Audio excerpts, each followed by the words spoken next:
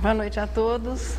Hoje estamos vivendo mais uma reunião no estudo da sequência do Evangelho segundo o Espiritismo. Hoje a nossa aula número 68, que tem como título Dai gratuitamente o que gratuitamente recebestes. O assunto é o dom de curar, as preces pagas, a especulação que muitas vezes se faz em torno da faculdade mediúnica. E em 10 parágrafos, ilustrados pelos textos selecionados do Novo Testamento e comentados por Kardec, nós vamos ver agora o parecer da doutrina espírita a respeito do assunto. Nós vimos numa sequência, veja, o Evangelho, todos os títulos dos capítulos do Evangelho, eles formam assim uma sugestão, são sugestões de mudança de comportamento. O início é o assunto Deus e o final, o último capítulo, trata-se da prece. Definido o objetivo, é quando o cristão, o homem que vai se tornando consciente, que é aquele que se sabe imortal. E a partir daí, ele passa a viver todos os acontecimentos da vida material, consciente que a vida material, veja, cada reencarnação, é um espaço, é um período, é um período assim temporário na sua sequência de espírito e que todas as dificuldades ou todas as facilidades têm um valor relativo se considerado o todo. É exatamente por isso que a partir daí, a pessoa não continua a se desesperar ou se revoltar quando as situações são de dificuldade, ou se envaidecer ou comprometer-se excessivamente com as facilidades, já que, sob essa ótica de alma imortal e as reencarnações serem segmentos do todo que é a reta, que é a nossa imortalidade, e que nós continuaremos a viver para sempre, quer dizer, a alma depois de criada é imortal, nunca mais deixaremos de existir. Vamos vivendo todas as experiências materiais até que se atinja a pureza de espírito, continuando aí o progresso, embora não mais dependendo das reencarnações. Diante desse quadro, cada existência, os acontecimentos de cada existência passam a ter um valor relativo, sem motivos para desespero, sem motivos para exagero no orgulho, mas existe um momento nessa sequência que é quando o espírito, a partir desse conhecimento, toma uma decisão de utilizar-se da reencarnação, das experiências materiais, em função do seu crescimento de espírito, mas isso já de uma maneira consciente. É o que nós encontramos lá no capítulo que tratava do não se pode servir a Deus e a Mamon. A partir daí, o trabalhador, ainda que de última hora, ele vai começando a aproveitar melhor o tempo, participa mais ativamente do seu progresso, se sente responsável por participar, por colaborar do progresso da humanidade no sentido geral. Vai se utilizar da fé agora raciocinada, ainda que do tamanho, se pudéssemos estabelecer assim um critério, do tamanho de um grãozinho de mostarda, mas vai se utilizar dessa fé como combustível para que, no trabalho de iluminar, que Jesus exemplificaria na candeia, ele passe a ter uma participação mais ativa na sua evolução e no progresso geral da humanidade. Nesse momento pode surgir uma dúvida: como conciliar o trabalho para Jesus com as nossas necessidades, com aquele que vai garantir a nossa subsistência? É disso que tratou-se o capítulo Buscai e achareis, e é Jesus que afirma que todo aquele que cumpre o seu dever, que trabalhe com dignidade, que ele vai conseguir o seu necessário, que o trabalhador merece o seu salário, já que aquela quota de trabalho que nós vamos dedicar a Jesus, para essa não haverá pagamento no sentido que se dá ao pagamento como reconhecimento monetário, uma tarefa realizada. E melhor ainda, na maioria das vezes, nem existirá esse reconhecimento e o trabalhador vai ter que estar preparado para isso. As dificuldades serão consideradas por Jesus. O reconhecimento que se obtiver decorrente desse trabalho, também nós vamos encaminhar para Deus. As faculdades mediúnicas que são concedidas para que o trabalhador, são como os instrumentos de que ele vai se utilizar na realização dessa tarefa. Esse trabalho terá que ser exercido de maneira desinteressada, já que esses instrumentos são concedidos por Deus. E aqui fica bem clara a aplicação nas faculdades mediúnicas. Quando é que Jesus abordou este assunto? É o primeiro parágrafo na sequência do capítulo. Foi após o Sermão do Monte. Veja, Jesus, depois que apresenta a ideia do cristianismo para a humanidade, o Sermão do Monte foi a apresentação oficial dessa ideia. Ele, em uma sequência de acontecimentos, parece que até ele exagera. Então nós anotamos assim uma série de curas que ele realiza sequentes à apresentação da ideia. No sentido de quê? De chamar a atenção sobre a sua pessoa para que ele pudesse, com maior facilidade, continuar oferecendo o objetivo do seu trabalho, que era a instrução para a humanidade. Quando ele desce da montanha, do morro ali onde se realizou o sermão, ele cura um leproso.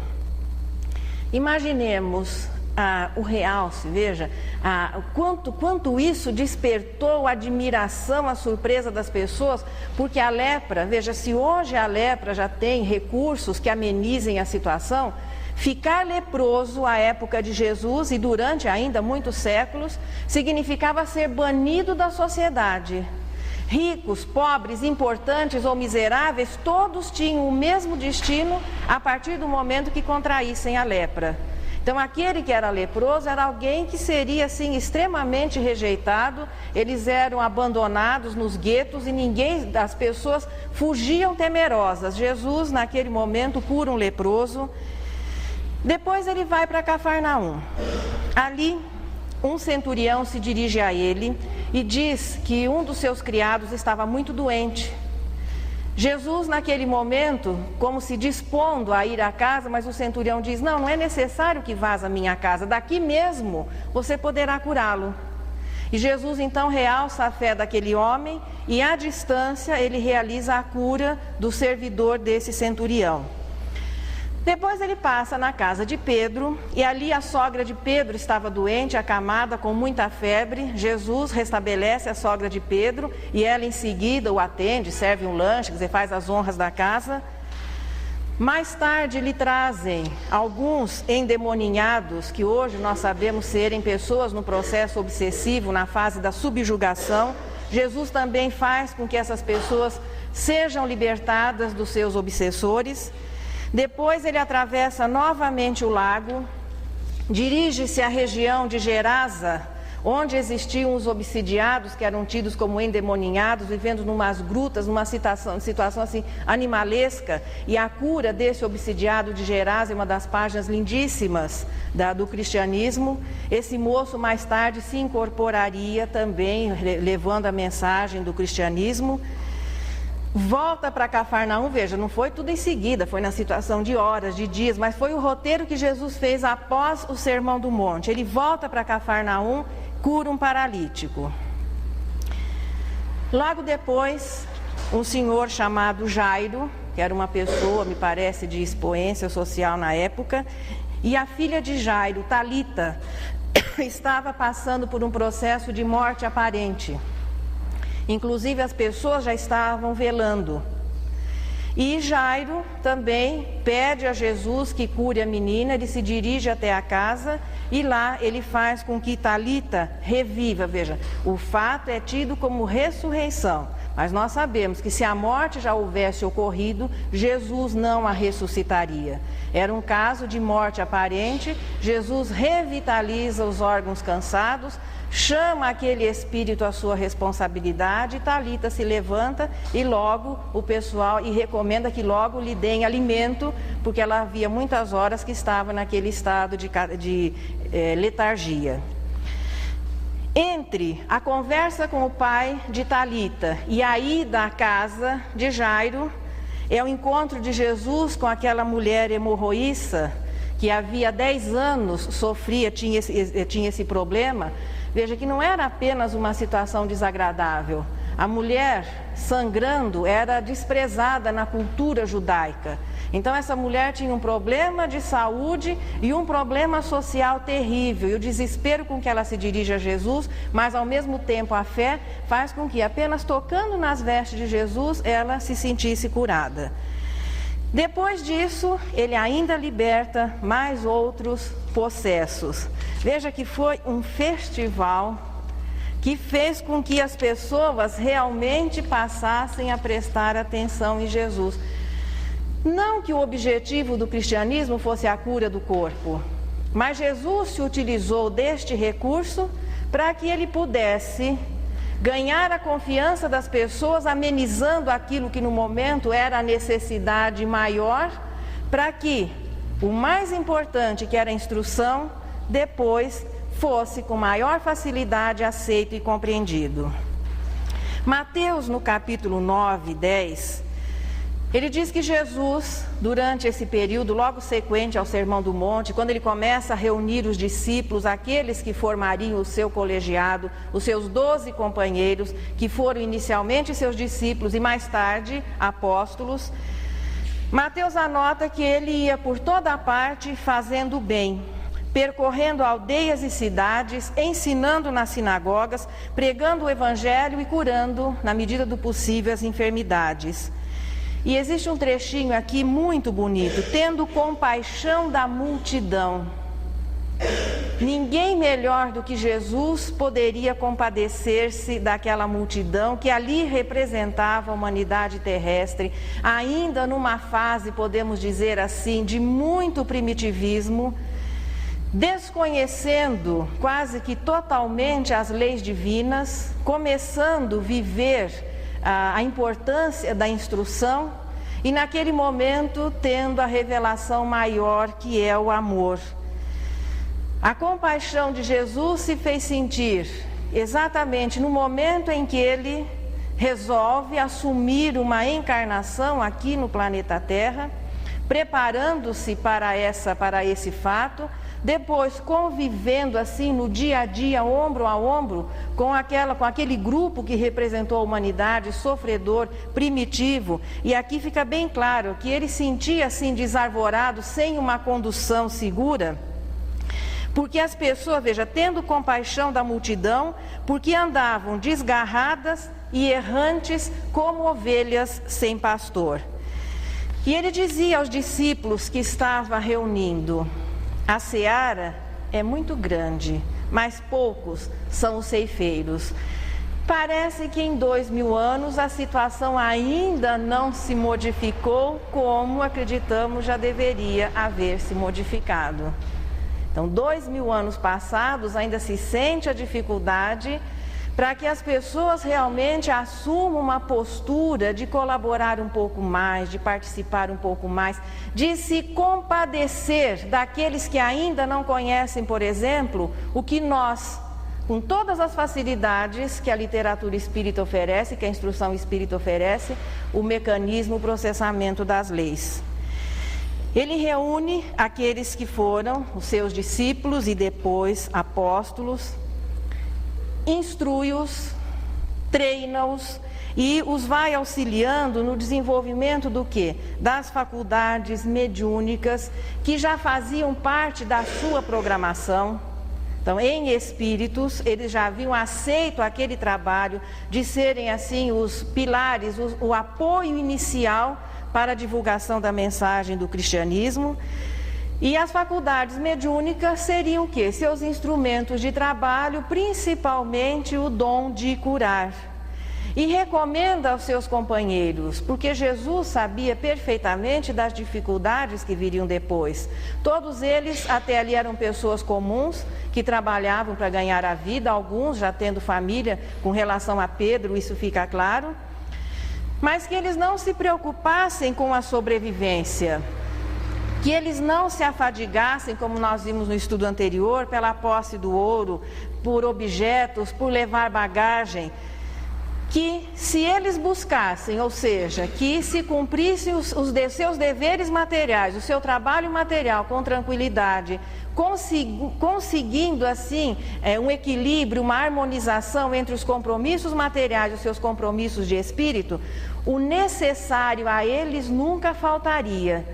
Mas que de maneira nenhuma comercializassem o dom que Deus lhes havia concedido, e aqui ficando bem específico, o dom de curar.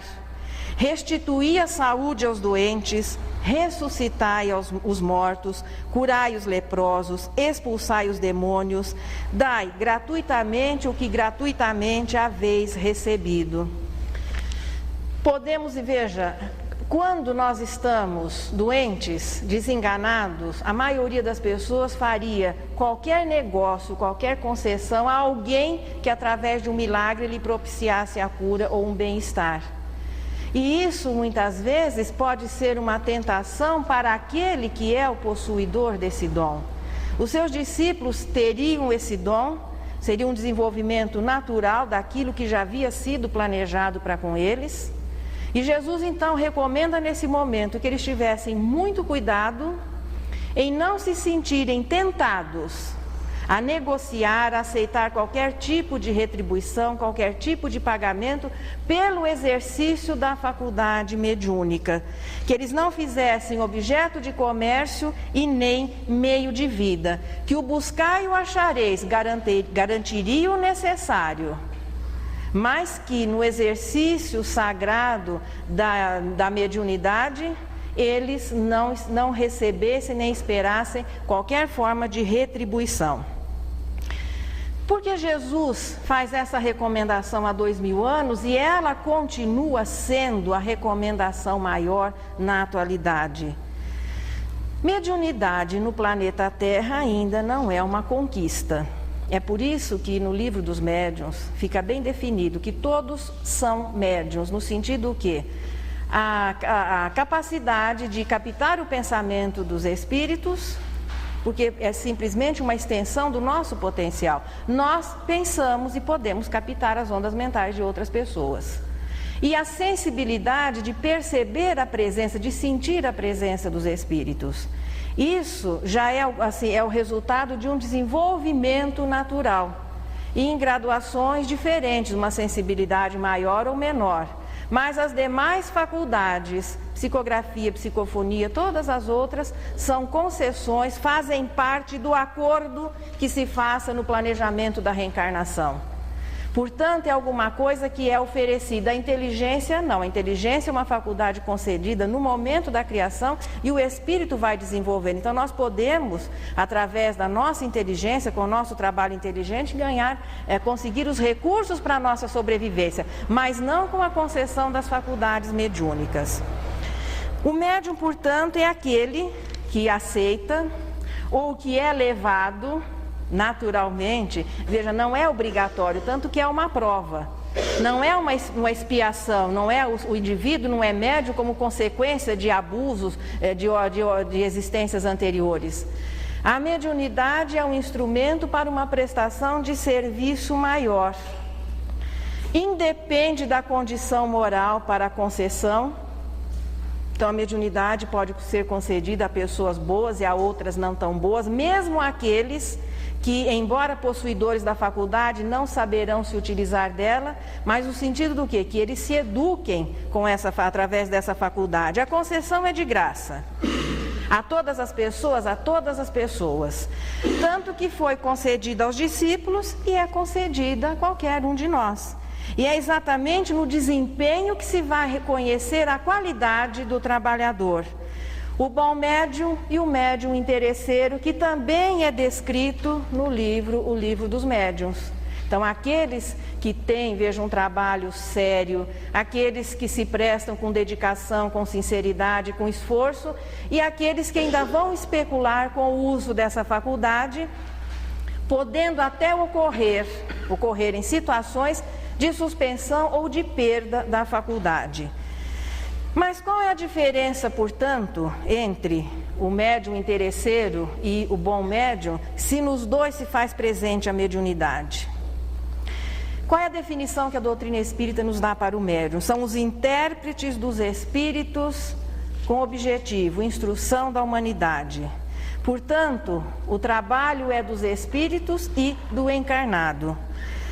Mediunidade, Kardec afirma aqui nesse trechinho do Evangelho, não é um talento pessoal, não é uma arte, não é o resultado de um treinamento ou de um estudo. Às vezes até as pessoas se enganam, imaginando que quem vem participar de uma reunião mediúnica, ele vem já vai se transformar médium. Aí ele vai se surpreender, às vezes passando 20 anos participando ativamente de uma reunião mediúnica e não surgindo nenhuma faculdade mediúnica mais ostensiva.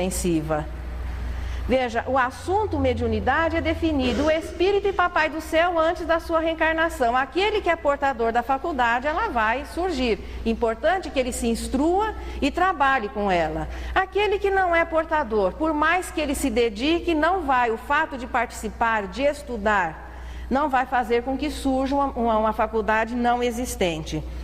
Se é uma concessão, é exatamente por isso que ela não pode ser profissionalizada, que não pode existir a especulação. O estudo, o treinamento, o esforço vão conferir o quê? Um realce, mas não vão fazer, repetindo, não vão fazer com que surja uma faculdade não planejada. Aí tem outro detalhezinho. Por que tem que ser planejada? Porque para que a mediunidade se faça presente como faculdade na vida do encarnado, tem que existir modificações. É uma faculdade concedida ao espírito, mas que precisa de modificações perispirituais que vão se refletir no físico, para que haja inclusive aquela diversificação nas modalidades, mediunidade de psicografia, psicofonia, mediunidade de cura, a mediunidade de audiente, vidência. Então isso, veja, são situações que já são definidas anteriormente ao reencarne e que depois vão florescendo, vão surgindo, e o indivíduo está capacitado, no aspecto assim, como um instrumento, a ser um intérprete, um intermediário dos espíritos. A qualidade do trabalho vai ser definida pela sua condição moral. Um outro detalhe, por que não é ético o indivíduo comercializar a faculdade mediúnica? Porque é um trabalho de parceria entre homens e espíritos. O indivíduo pode ser um médium bombril, portador de 1001 mediunidades, mas se os espíritos não quiserem se utilizar dele, o fenômeno mediúnico não vai existir. Portanto, é um trabalho de parceria. O fenômeno só vai ocorrer com a aquiescência da dupla, o encarnado e o desencarnado. Daí, a exploração na mediunidade, veja, é um uso indevido de algo que não é nosso. Portanto, bons espíritos não se prestarão a colaborar com pessoas que explorem a faculdade em seu nome. A ausência, veja, de interesse pessoal é a maior garantia para que o indivíduo possa prestar um trabalho saudável, um bom trabalho de auxílio à humanidade. A assistência de médiuns interesseiros só poderá ser exercida por espíritos inferiores, levianos, inescrupulosos, despreocupados com o bem, não preocupados com a instrução da mediunidade, com a instrução da humanidade. O que vai tornando qualquer acordo, qualquer contato a esse nível um tanto ou quanto arriscado, embora muitas vezes o que é oferecido possa parecer atraente. É o que Jesus alertou: não haverá falsos cristos e falsos profetas, que eles usariam de artimanhas tal que poderiam enganar até aos as pessoas, mas não aos escolhidos. E quem são os escolhidos? O que ficou muito claro nos trabalhos, não nos muitos os chamados, poucos os escolhidos. Aqueles que se preocupam em estudar e viver as leis divinas e que se habilitem ao trabalho com Jesus. Não é situação de escolha, privilégio, é escolha por conquista o direito de poder prestar um trabalho. Em função, veja, no parágrafo 9, que é a mensagem a penúltima desse capítulo, Kardec aborda esse assunto que nós já vimos na famosa proibição do Deuteronômio, quando Moisés, preocupado com os caminhos que estavam tomando a prática mediúnica entre o seu povo, que vinha de as suas raízes místicas desde a Caldeia, já que Abraão era caldeu, veio e depois começa a dar início à formação do povo agora hebreu.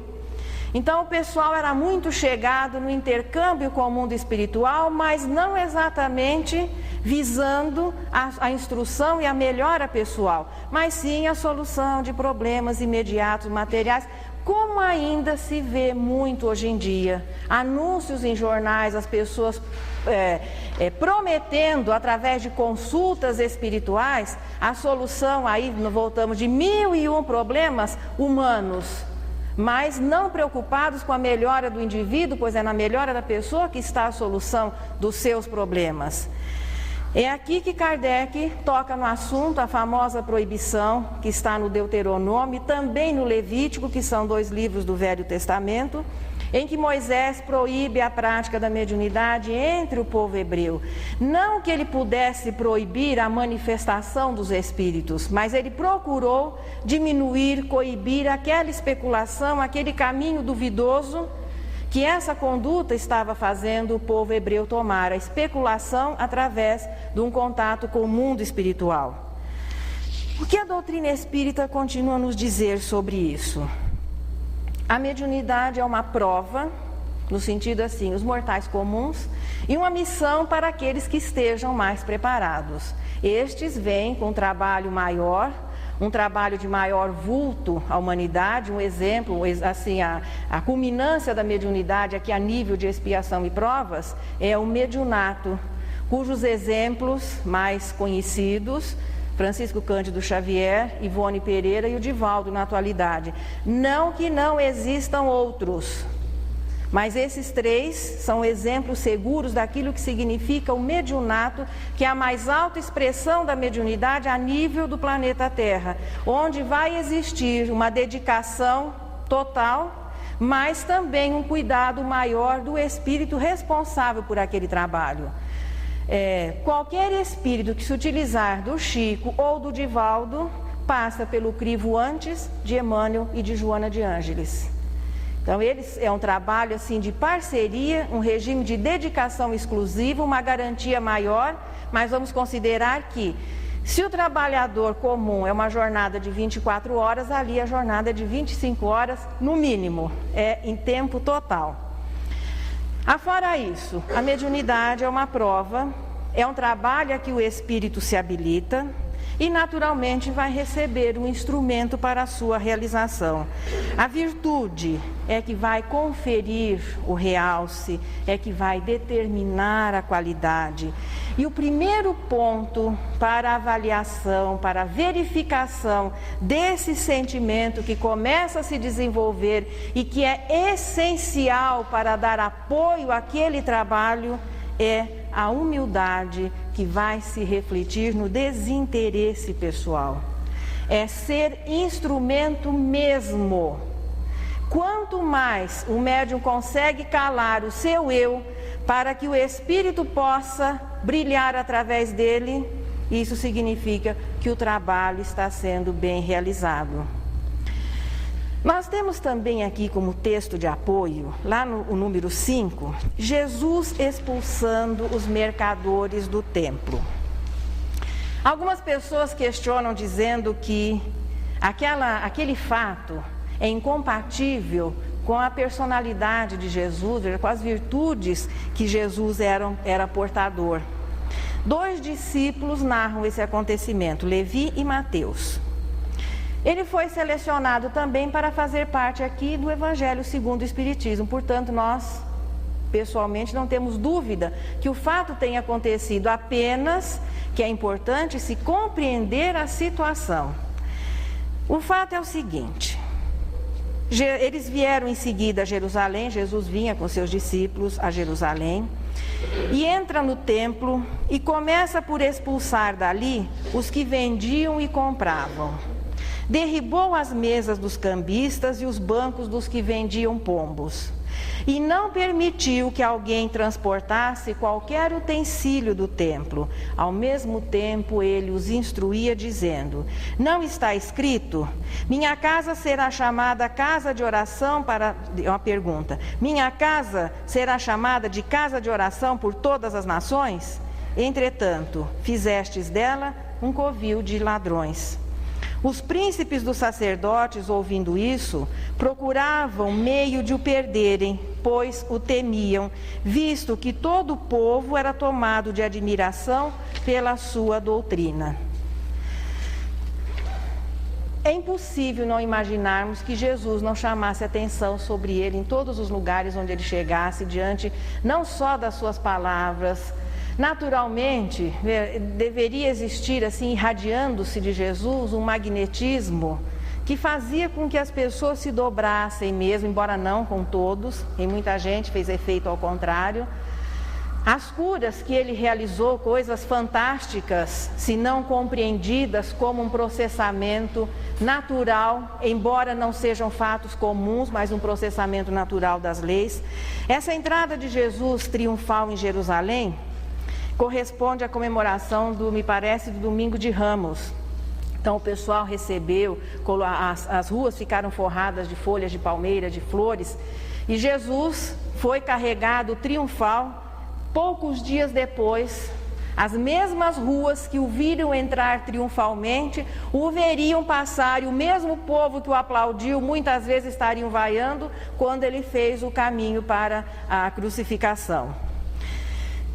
Nos bastidores se preparava a prisão de Jesus. Então, quando ele chega, entra triunfalmente em Jerusalém, vai até o templo, os fariseus, alguns políticos da época, o pessoal já estava preparando, eles estavam buscando um fato que pudesse desencadear a prisão. Até cogitaram, porque ele havia também revivido Lázaro. Lázaro também não estava morto, embora já houvesse até sido sepultado, e o pessoal até cogitou de talvez dar um jeitinho em Lázaro, matar Lázaro, para que aquele fato não fosse considerado como milagroso. Então o pessoal estava assim muito empenhado em fazer com que Jesus sumisse do cenário. Isso que ele faz no templo acabou precipitando também. Foi um ponto em que aqueles que estavam conspirando para com a sua morte se apoiassem em favor, foi um ponto a favor dessa ideia. Ele vai lá ao templo, agora voltando ao texto. Mesmo depois que ele chamou a atenção das pessoas, eu brinco sempre assim, que ele aprontou nesse dia com tudo que tinha direito. Porque o templo de Jerusalém era a joia, era a menina dos olhos da cultura judaica. Só que ali existia aquele comércio paralelo, não sei se existia pipoqueiro, vendedor de cachorro-quente, mas tudo que era possível à época ia se incorporando, e existia também aquilo em que o templo investia para conseguir os seus recursos. Então fazia parte das tradições que todo filho primogênito, não sei se em outras situações também, mas todo filho primogênito, o menino, é consagrado ao Senhor, e os pais têm que oferecer 2 pombinhas ou 2 rolinhas. Então o pessoal que vendia as pombinhas e as rolinhas estava com as caixas, as gaiolas, os cambistas que trocavam dinheiro. O que Jesus faz naquele momento foi assim um tratamento de choque. A surpresa. Ninguém esperava que Jesus fosse tomar uma atitude que a olhos menos experientes pareceria violenta.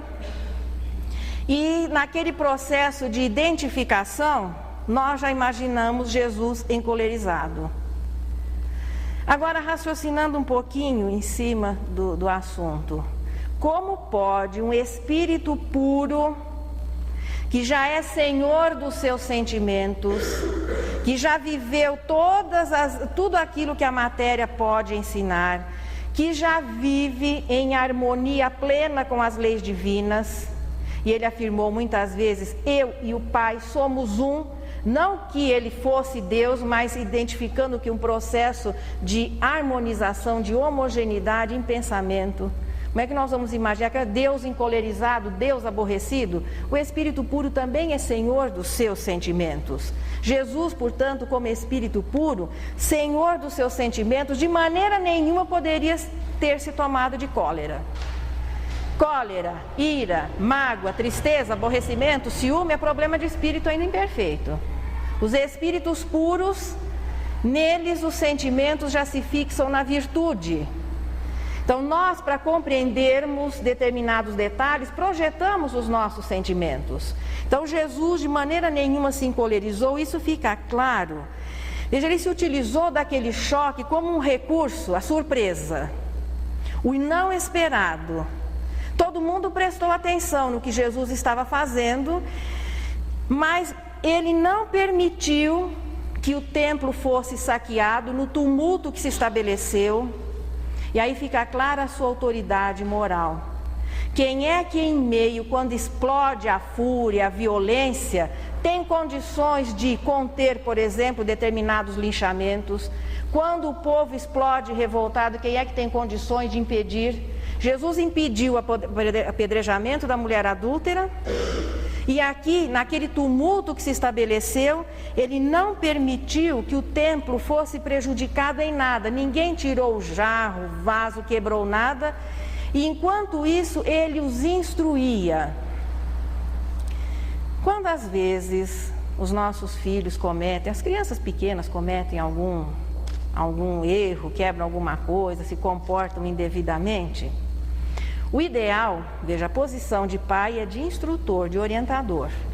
Mas a partir do momento que você se encoleriza, você deixa de ser instrutor, deixa de ser orientador e passa a contracenar, estando assim num clima de igualdade. Então, quando nós ou falamos, ou às vezes até aplicamos, como se diz, um corretivo físico, geralmente nós não estamos instruindo, nós estamos agredindo. Porque para instruir você tem que estar senhor das suas emoções. E se na hora de chamar a atenção, ou às vezes de até uma palmadinha corretiva, você estiver nervoso, agitado, você já não está instruindo, mas agredindo. Portanto, Jesus em momento nenhum perdeu o seu padrão de harmonia, de tranquilidade, aquela compaixão que ele sentia pela humanidade a ponto de encarnar aqui, e que Mateus relata, a compaixão que ele sentia pela multidão desarvorada, sem alguém que a encaminhasse, foi a motivação de ele tomar essa atitude e passar o ensinamento não só para aquele momento, mas para a posteridade. Já que no templo se estabelecia um comércio paralelo que naturalmente se estendia para dentro do templo, isso tudo acobertado, isso tudo apoiado pela própria casta sacerdotal, pelo próprio farisaísmo, e além do mais, não se prestava nenhum recurso, nenhuma ajuda ao povo. Não se tem notícia de Moisés até Jesus. Isso são comentários dos Espíritos. Veja, a justiça, a revelação da justiça, a proposta de fazer com que o homem comece a reconhecer o direito do próximo. Mas não surgiu nenhum tipo de atendimento fraterno, pelo menos oficializado, depois do Decálogo. Os grupos, os atendimentos fraternos são contemporâneos de Jesus, iniciando-se no movimento estabelecido pelos próprios essênios, que faziam atendimento assim fraterno às pessoas, e depois se oficializando como uma prática do cristianismo. A assistência fraternal seria iniciada pelos cristãos, oficializando-se em primeiro lugar na Casa do Caminho, que era administrada pelos discípulos, que gerava recursos e os distribuía e os aplicava no quê? Na divulgação da mensagem do cristianismo, dando apoio àqueles que levavam essa mensagem, e também no atendimento fraterno dos necessitados. Foi o primeiro grupo, o primeiro templo oficial de atendimento fraterno e de instrução que surgiu aqui no planeta Terra, foi a Casa do Caminho.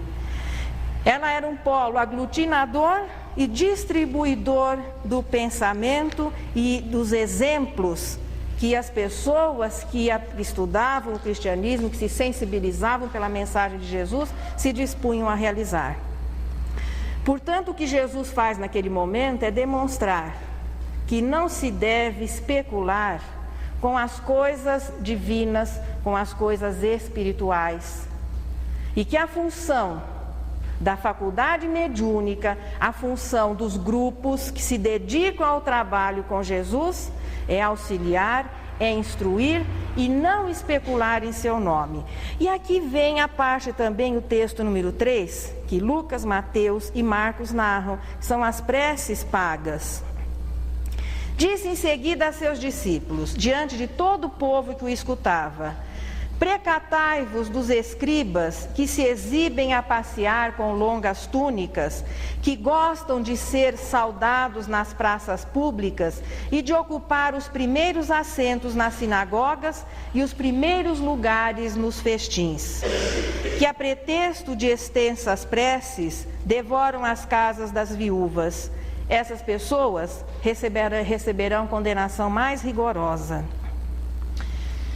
Em primeiro lugar, se alguém vai cobrar por um trabalho em nome de Deus, em nome de Jesus, é começar a observar se Deus cobra pelas suas bênçãos, ainda que sejam as materiais que nós vemos assim através da providência divina. Algum de nós já pagou pelo uso do planeta Terra? Claro que existe administração, que tem que, mas nós não pagamos ainda pelo ar que respiramos, pela água que a natureza nos oferece. Agora, pelo conforto de ter água quente, tudo dentro de casa canalizada, você tem que pagar. Mas nós não estamos pagando a água, nós estamos pagando o serviço e não a água. Como é que alguém que se apresente como intermediário de Deus ousa cobrar em seu nome? E aqui ele fala das preces. Então, quanto maior a prece, maior seria o preço. Deus, então, atenderia aos que pagassem aos seus intermediários. Aí nós começamos a imaginar Deus eterno, cujos atributos se estendem infinitamente, estaria sujeito aos homens que estabeleceriam a quem ele deveria ou não ajudar. Porque se a pessoa pagasse o seu intermediário, então receberia a bênção. Se não pagasse, não receberia. E esse problema continua a existir desde a época de Jesus e continua existindo até hoje, de pessoas que se apresentam como intermediárias, negociando financeiramente os benefícios que possivelmente poderão receber. Kardec aqui faz um comentáriozinho assim de passagem que, já que muitas vezes as pessoas se apoiam na célebre proibição do Deuteronômio, que muitas vezes vem adulterada em traduções da Bíblia, em que Jesus proibiria, em que Deus proibiria a prática da mediunidade. Esse termo não existia quando as traduções da Bíblia foram feitas. O termo mediunidade passou a especificar a faculdade que intermedia o mundo material com o espiritual a partir de 1857. Portanto, ninguém poderia ter traduzido o Deuteronômio que Deus proibiu a mediunidade.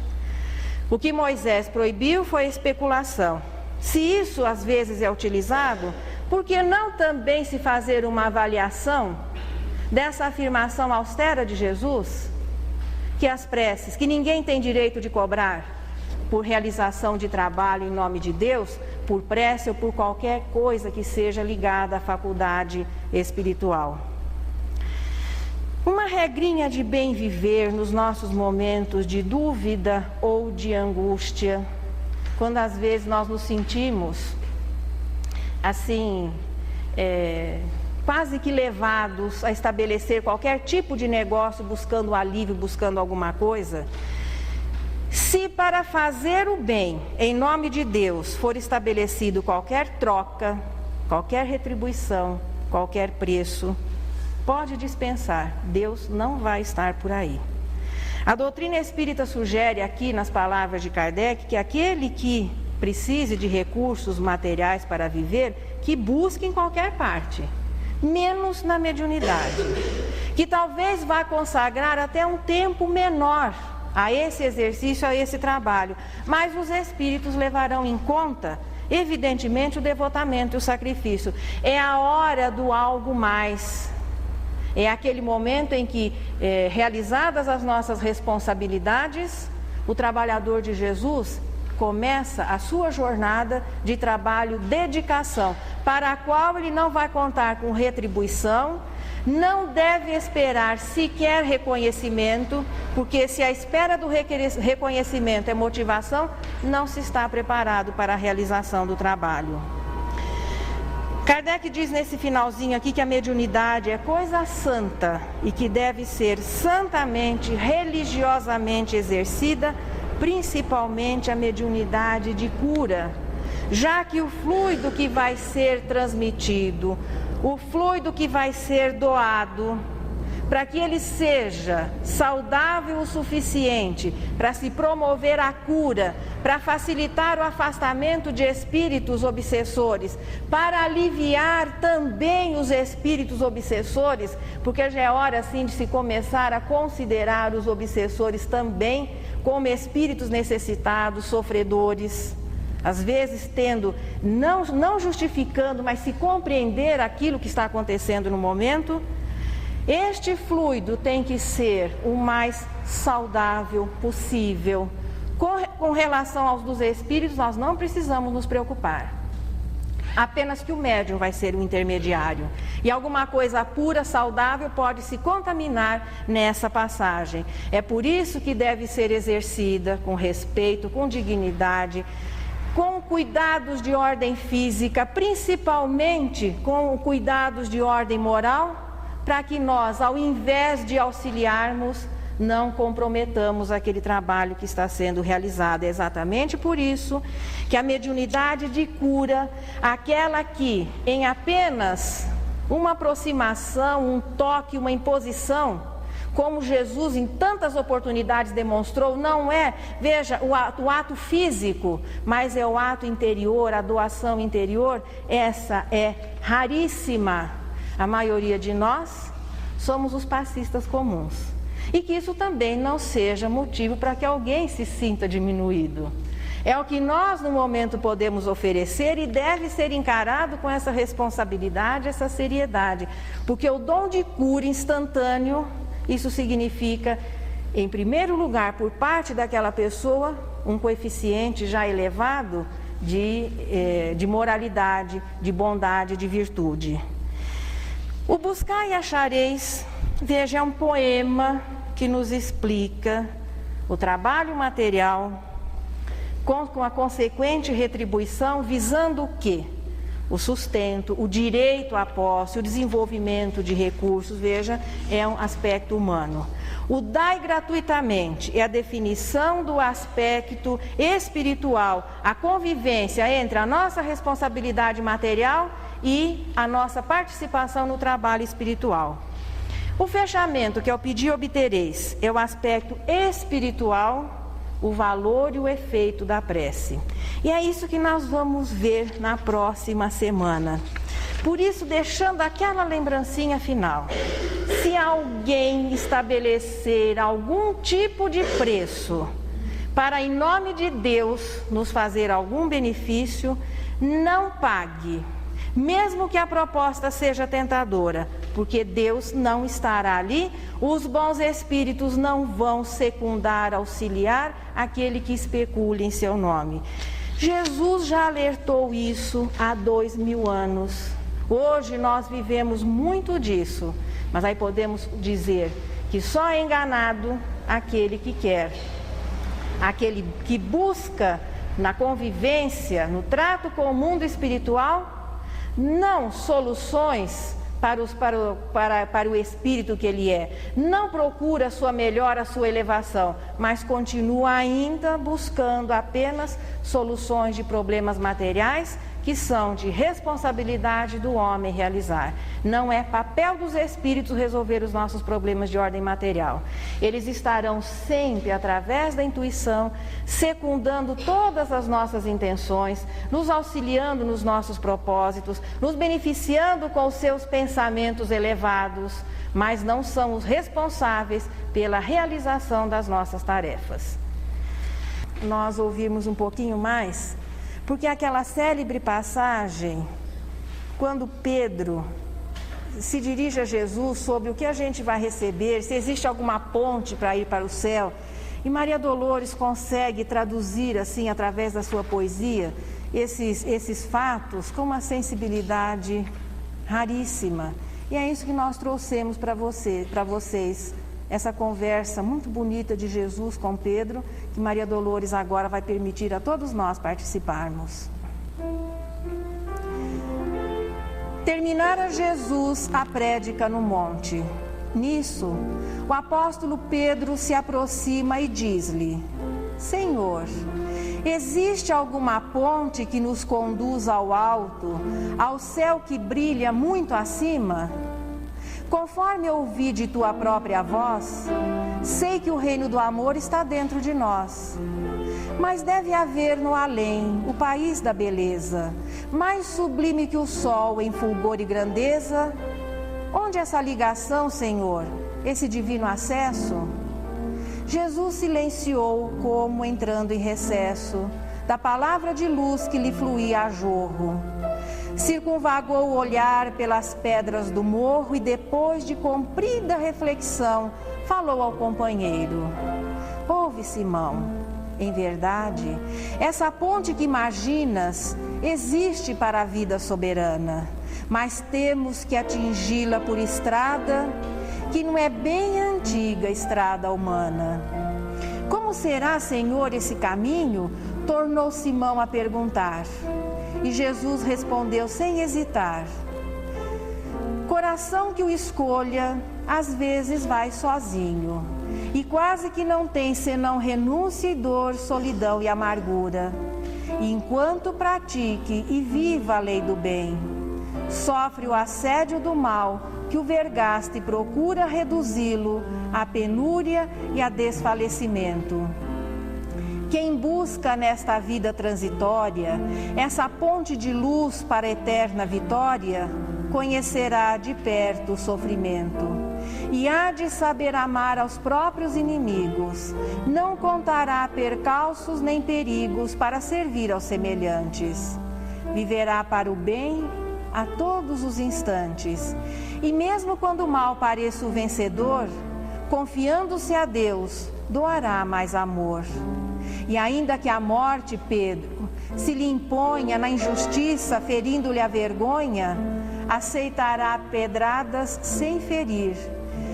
Desculpará a injúria e humilhação, se deseja elevar o coração à ponte para o reino do porvir. Alguns dias depois, o Cristo flagelado, entregue à própria sorte, encontra na cruz o impacto da morte, silencioso, sozinho, desprezado. Terminada que foi a gritaria da multidão feroz naquele dia, ante o céu anunciando aguaceiro violento, Pedro foi ao Calvário, aflito e atento, envergando o disfarce. Queria ver o mestre, aproximou-se para sentir-lhe o extremo desconforto. Simão chorou ao ver o amigo morto, e ao fitá-lo magoado longamente, ele ouviu de repente uma voz falar-lhe das alturas: Pedro, segue, não temas, crê somente. Recorda os pensamentos teus e meus. Esta cruz que me arrasa e me flagela é a ponte que sonhavas, alta e bela, para o reino de Deus. E que neste instante possamos todos nós